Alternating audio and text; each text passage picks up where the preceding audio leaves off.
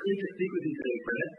I'm looking forward today to discussing the topic of component failure and the business responses from suppliers, as well as what to do about it. Before we start, can you provide a brief background of yourself? Sure, and thanks for the invite, Dustin. I appreciate it. I'm a reliability engineering and management consultant, and I've been on my own working in this field for about 10 years and worked with all kinds of different companies. And matter of fact, last year I taught a course in the Shanghai University of Science and Technology on reliability engineering management, which was a lot of fun. Prior to that, I was at Hewlett-Packard. I used this line earlier today, is that I grew up as a manufacturing engineer when I first started in industry. And so therefore, it's always the designer's fault. So it's kind of shaded my approach to a lot of things I work on.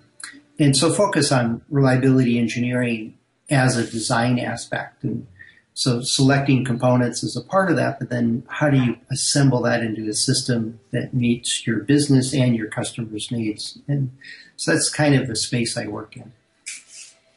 Can you talk more about, so what is component failure and what are these useless responses from suppliers? Yeah, I thought I got your attention when I mentioned these responses. That, and it's a good question, is what is a component failure?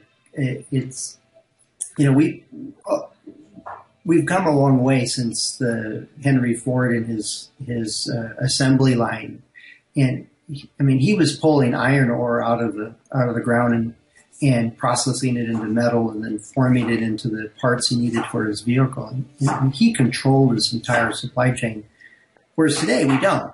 When I was at Hewlett-Packard, whether it was a desktop computer or a printer or whatever device, we relied on a pretty extensive supply chain to provide components, everything from capacitors to the molded parts on the outside.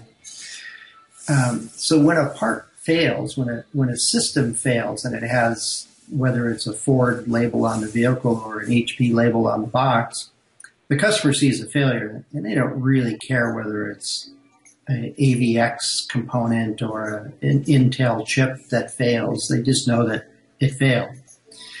And they've got a loss of function. And many times we do some due diligence and we do some failure analysis. We say, oh, okay, well, this component from this particular vendor seems to have caused the problem. And that's what I mean by a component failure, is when you can identify the particular component that was either the instigator and sometimes the victim, or both, of something that went wrong. And at that point, then it's oftentimes a discussion back with the vendor. So that's what I mean by a component failure. In that process, we often make a phone call. We call our representative or a technical contact or support folks at the supplier's facility. And a real story was I don't remember what the component was. It was probably a field effect transistor or something like that was having a combination of a very high yield dropout. We had a lot of failures at assembly, and we were getting field failures related to the same part. And so one of the steps was we bundled up a couple of components and we sent it back to the vendor. And I FedExed it and expected it to be there the next day. So I called them and said, hey, these parts are on the way. Here's what we know. And the immediate response on the phone before he got the parts was, oh, it was ESD. We had an electrostatic discharge. It happens all the time. It's not our fault. You guys, something went wrong and somebody damaged the part. Yeah, how in the world can you know that from 500 miles away and not having seen the parts yet? And it was the second time I got an answer like that. I went and talked to my boss about it, and he said, well, suppliers have 5 standard answers, and they they try one of these answers, and if you go away, their job is done. They don't have to deal with you anymore. Oh, there's got to be a better way. so getting it's ESD, which is hard to prove that it actually is ESD, especially for electronic components. It's CMOS technology type stuff. It's very, very hard to find that failure. So it was a common scapegoat. If we can't figure out exactly what caused it, it must be ESD. So that's one. Another one is we've never seen this before. It's unique. We're surprised. We don't know what to do. Another one is, well, you didn't use the part right. You overstressed it in your design. You did something wrong. It's basically a veiled way of saying it's your fault. Another is, oh, we know about that. No problems. We already implemented a fix. No trouble. And all they know is the symptom. They may not really have been able to explain what the root cause was. And one of my favorites was, oh, we didn't think you would notice. We changed our process a little bit, and we didn't. It should have no change in form, fit, or function, so we didn't need to notify you. And I'm looking at my components that are failing left and right and go, well, it made a difference. That's why I called you. So those are the 5 that I get. I'm sure other people have additions to this list or different responses. But I think, Dustin, you work in this field. Have you seen or heard these kinds of questions or responses? Yes, similar to those, yes. So then my next question is, what is a better response? Well, and it varies. I know in some organizations, they just don't have the capability to answer the question. They really don't have the facilities or the capability to do the diagnostics.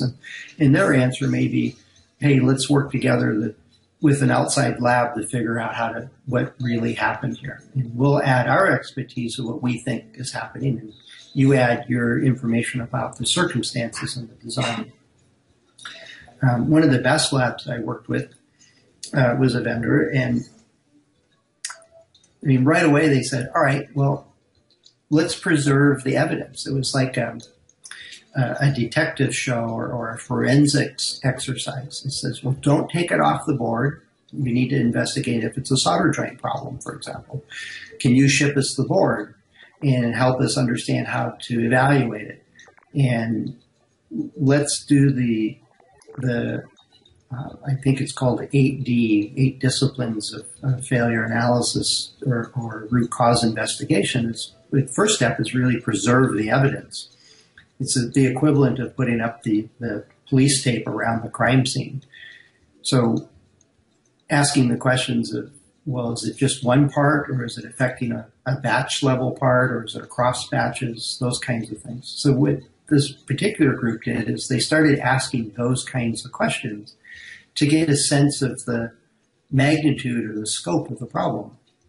And they were very forthcoming with, well, here's the things that we see that are related, and here's an analysis of your design that pushes the margin in this particular way.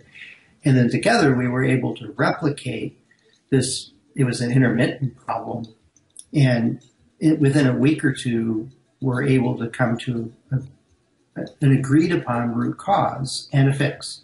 And it was like most problems, it's not just the vendor's problem. It's not just the designer's problem. It was a mix or a variation of or a combination of those two areas that you have to design it so that the component will work in that circumstance.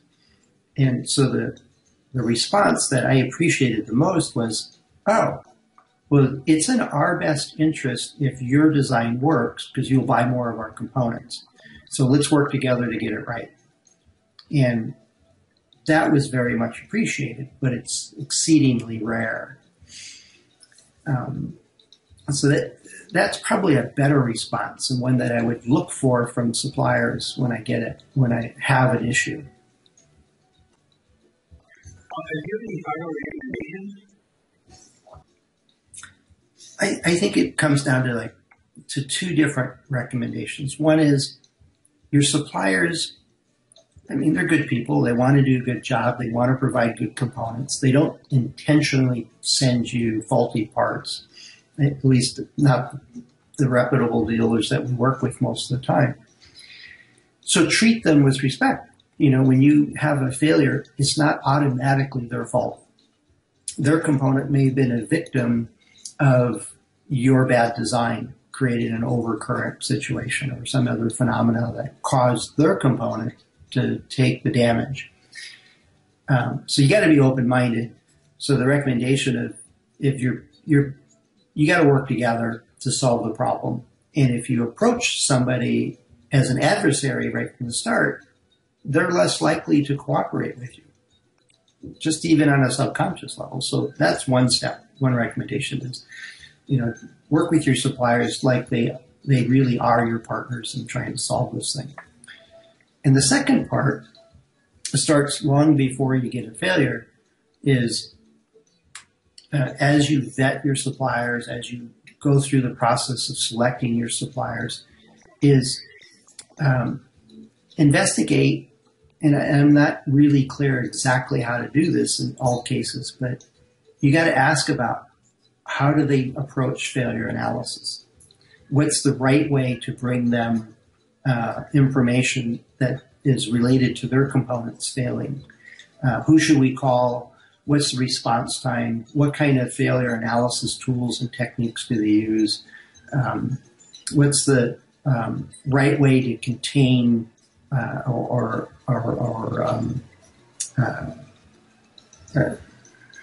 triage problems so we can clearly identify the contributing causes to failures? That's kind of what I'm getting at. But that happens early on in the process before you get failures so that you're set up and already have a relationship to deal with failures when and if they occur, or not if, but when they occur. So I think it starts very early in a program.